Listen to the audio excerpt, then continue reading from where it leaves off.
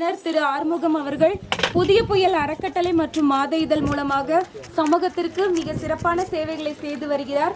இந்த அறக்கட்டளை மூலம் தேவையுள்ள மக்களுக்கு உதவுவதுடன் மாற்றுத்திறனாளிகளின் சமூக முன்னேற்றம் மற்றும் நலனுக்காகவும் சிறப்பான பணிகளை மேற்கொண்டு வருகிறார். அவரது சமூக சேவையும் அர்ப்பணிப்பும் நிச்சயம் பாராட்டுக்குரியது. Thank you sir. Thank you for your service to the society.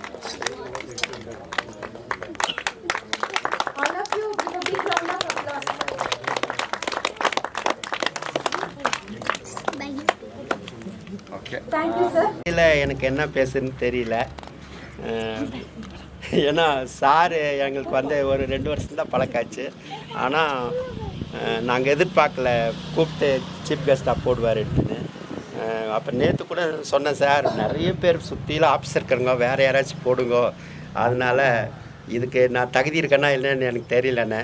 இல்லை நான் டிசைட் பண்ணிவிட்டேன், நீங்கள் தான் வரணுன்ட்டார். நான் வந்துட்டு ஒரு 2 நிமிட்ஸ் மட்டும் நான் என்னோடய இது, ஏன்னா நம்ம எங்கேருந்து வளர்ந்தோமோ அந்த இடத்துல இருந்தால் நம்ம இந்த இடத்துக்கு வந்திருக்கோம். அதனால் நம்ம வந்ததே இது பண்ணணும். நான் ஒரு மாற்றுத்திறனாளி. நான் மேக்சிமம் வந்துட்டு இந்த மாற்றுத்திறனாளிகள், திருநங்கைகள், விதவைகள், இவங்களுக்கெல்லாம் தேவையானது இந்த அரசாங்கத்தில் என்னென்ன ஹெல்ப்பு கிடைக்கும், குழந்தைங்க படிக்கிறதுக்கு, ஸ்கூலு காலேஜ் சேர்த்துறதுக்கு எங்கெங்கே கிடைக்குன்றது அதெல்லாம் நான் ஒவ்வொரு இடமா ஒவ்வொரு ஆஃபீஸாக போய் என்னென்ன இருக்குதுன்னு அந்த ரூல்ஸ் எல்லாம் பார்த்து இவங்களுக்கு நான் ஹெல்ப் பண்ணி கொடுப்பேன். அந்த வகையில் கூட நேற்று கூட ஒரு நண்பர் இங்கே இருக்கார், பாய் இவர் ஒரு லோனுக்கு, ஒரு மாற்றுத்திறனாளி ஒரு பேங்க்கில் லோனுக்கு 1.5 வருஷம் ஆச்சு ஒரு அப்ளிகேஷன் வாங்கி வச்சு அதுக்கு அப்படியே அடியில் வச்சுருக்குறாங்க. அவர் ஒரு 50 முறை அந்த பேங்க் போயிட்டு வந்துட்டார். நான் பேங்க் போகிறேன்ட்டு இருந்தார். அப்புறம் எதுக்கு பேங்க் போகிறேன்னு, இந்த மாதிரி லோனுக்கு 50 வருஷம் ஆச்சு, 1.5 வருஷம் ஆச்சு தரலன்னாரு. அப்புறம் முந்தானத்து போய் நான் இந்த மேனேஜர்கிட்ட பார்த்து பேசிவிட்டு, உனக்கு கொடுக்க முடிஞ்சால் கொடுக்கலான்னா ஃபார்மை கொடு, நான் வாங்கிக்குவேன். ஒரு ஆளுக்கு வேண்டானே நீ 1 மாதத்தில் ரிஜெக்ட் பண்ணு, 2 மாதத்தில் பண்ணு, 1 வாரத்தில் நீ 1.5 வருஷம் வச்சுட்டு ஆராய்ச்சி பண்ணுறான். அதில் ஒரு கிளார்க் இருக்கான். அந்த ஆள் என்னன்றாப்புல நிறைய பேர் கடன் வாங்கி ஓடிட்டாங்க, 7-8 பேர் செத்துட்டாங்க, அந்த காசெல்லாம் என்னோடய சம்பளத்துலேருந்து தான் நான் கட்டிட்டு இருக்கிறேன்னு சொல்கிறான். அப்போது ரெண்டாவது என்னன்றாப்புல, மேனேஜர் என்கிட்ட லோனை நிறுத்தி வச்சுட்டாங்க, ஆட்சி மாறிடுச்சு அப்படின்னு. அப்புறம் நாங்கள் அங்கே எம்டிக்கு தகவல் போட்டோன்னு நேற்று உடனடியாக சூப்பர்வைசர் வந்து பார்த்துட்டு ஒரு 3 நாளுக்குள்ளே நான் பண்ணி தரேன்னு சொல்லிட்டு போயிட்டுருக்காங்க. இந்த மாதிரி கிடைக்க வேண்டிய சலுகையே கிடைக்காம நிறுத்தி வச்சுருக்காங்க. அதனால இப்போ ஒரு 12 வருஷம் ஒரு மாற்றுத்திறனாளிக்கு இது பென்ஷன் வரல, அன்னூரில் அவருக்கு நேற்றுலேருந்து வருது. இப்படி நான் தமிழ்நாடு பாண்டிச்சேரி முழுதும் போய் ஹெல்ப் பண்ணிகிட்ருக்கேன். எனக்கும் முடியறதில்ல, இருந்தாலும் ஏதோ ஒரு பலத்தில் இதை செஞ்சிட்ருக்கேன். என்ன மாதிரி மற்றவங்களும் தொடர்ந்து இந்த மாதிரி சமூக பணி செய்யணுன்றது என்னோடய ஆசை. ஆனால் எங்கள் பசங்க இருக்கிறாங்க, ஆனால் பசங்க சமூக பணிக்கு வரதில்லை. ஏதோ ஒரு இடத்துல ஒரு பீஸ் கட்டில் ஏதாச்சும் ஒரு 5000மோ 3000மோ ஒரு ஹோட்டலில் சாப்பாடு போடணுனாக்கா அதெல்லாம் தருவானுங்க.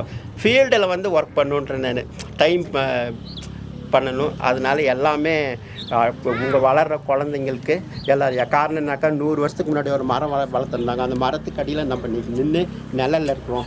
நம்ம ஒரு மரம் வச்சா தான் அடுத்தவங்க அந்த இடத்துக்கு வருவாங்க.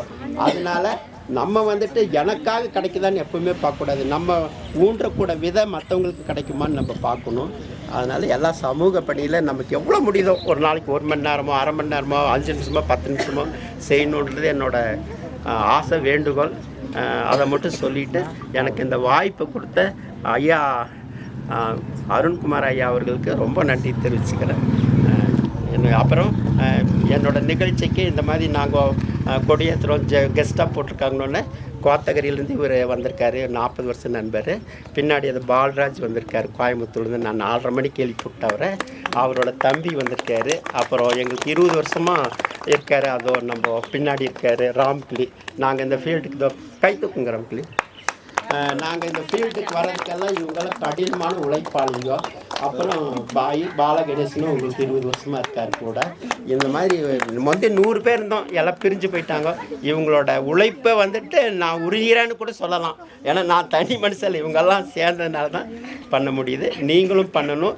உங்களுக்கு அதுக்கு உண்டான ஏதாவது உங்களால் யாராவது ஹெல்ப் பண்ண முடிஞ்சால் கூட ஒரு ட்ரஸ்ட் ஆரம்பிக்கணும் அந்த மாதிரினா கூட நான் ஆரம்பிச்சார். இப்போ நான் புதன்கிழமை கூட ஒன்று ஆரம்பிக்க போகிறேன். மத்தியானம் அவங்க வந்துட்டு ஒரு 50 பேர் 100 பேர் சாப்பாடு கொடுக்குறாங்க முதியோர் இல்லத்துக்கு. அந்த மாதிரி உங்களுக்கு சாமர்த்தியம் இருக்கும்போது நீங்கள், அதாவது நம்மளுக்கு பசி இருக்கும்போது நம்ம எப்படி சாப்பிடணும்னு நினைக்கிறோமோ அது மாதிரி நம்மளுக்கு எப்போ உடலும் மனமும் நல்லா இருக்குதோ அந்த டைம் மற்றவங்களுக்கு உதவி பண்ணணும். சாயந்தரம் பண்ணலாம், நாளைக்கு பண்ணலான்னு எல்லாம் வைக்கக்கூடாது. ஒருத்தருக்கு உதவி செய்யணுன்னா அந்த செகண்டே செய்யணும், ஒரு நிமிஷம் கூட தாமதப்படுத்தக்கூடாது. அது என்னோடய பழக்கம். அதே மாதிரி நீங்களும் உங்களால் முடிஞ்சது அக்கம் பக்கம் இருக்கிறவங்களுக்கு உதவி பண்ணணும் அப்படின்றது வெட்டிங்க. நான் படிக்க வச்ச பிள்ளைங்கெல்லாம் இன்றைக்கி பெரிய லெவலில் இருக்கிறாங்க, நல்லா வேலையில் கூட இருக்காங்க. அது எனக்கு அவங்க காரில் போகும்போது எனக்கு சந்தோஷமாக இருக்கும். நான் நடந்து போகிறேன், இவங்க காரில் போகிறாங்களே, பொறாமப்பட மாட்டேன். நம்ம படிக்க வச்சோம், நல்லா வேலையில் இருக்காங்கன்ட்டு. அந்த மாதிரி நம்ம ஒவ்வொருத்தர் உயர்த்தணும் அப்படின்றது என்னோடய எண்ணம். இந்த வாய்ப்பு கொடுத்ததுக்கு எல்லாத்துக்கும் நன்றி தெரிஞ்சுக்க. இன்னொரு நாளைக்கு நம்ம விரிவாக பேசுவோம். இப்போ குழந்தைங்களாம் காலேருந்து பசியோடு இருக்காங்க. நன்றி. உங்களுக்கு மீண்டும் நன்றி. எல்லாத்துக்கும் நன்றி.